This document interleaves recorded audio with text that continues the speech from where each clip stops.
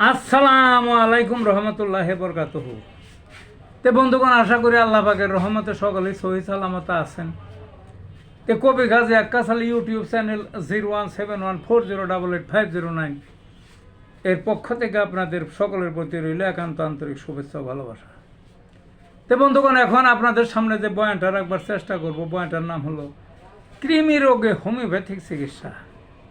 আমরা ছোটোবেলা দেখতাম ছোট ছোট ছেলে মেয়েদের কৃমি রোগ হইতো, পেট বড় হয়ে যাইতো, পাছা ছোট হয়ে যাইতো, ঠ্যাং ঠুং চিকন হয়ে যেত, মাথা বড়, দেখা যাইতো খারাপ। ওই পেট বড় তাকে বলতো ঢগা হয়ে গেছে, ঢগা, বুঝলেন না? কিন্তু তখন আমাদের জানা ছিল শুধু ছোট ছোট ছেলে মেয়েদের কৃমিরই হয়। আসলেও তাই, শুধু ছোটদেরই হইতো। কারণ তখন তো এই স্যানিটেশন ছিল না, খোলামেলা জায়গায় পায়খানা পেটসাপ করতো, মুরগিতে পারাইতো, খাবার ঘরে দৌড় মারতো, ভাতের উপরে পারাইতো, তরকারির উপরে পারাইতো। এই কৃমি আমাশা টামাশা যাই হোক এগুলো খুব বেশি হইতো।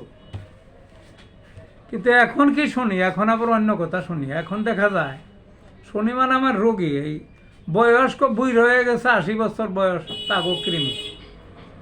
এবং পোলাপানের সহজে যায়, বুড়াকে যাই পারছে না। যাই হোক, আমি একটা মাত্র ঔষধের কথা বলবো কৃমির, সেটা যে বয়সেরই হোক।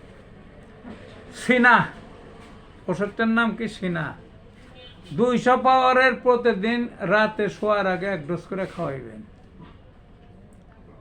এতে যদি সাইরে যায়, সিংহভাগই সেরে যাবে। যদি না সারে, কেউ থাকে, 1M খাওয়াবেন রাত্রে 1 ডোজ করে। 3 দিন খাওয়িয়ে 7 দিন গ্যাপ দেবেন। তাতেও যদি সম্পূর্ণ না সারে, এই সিনা 10M মানে 10,000 পাওয়ারের 3 দিন রাত্রে শোয়ার আগে 1 ডোজ করে খাওয়াইবেন।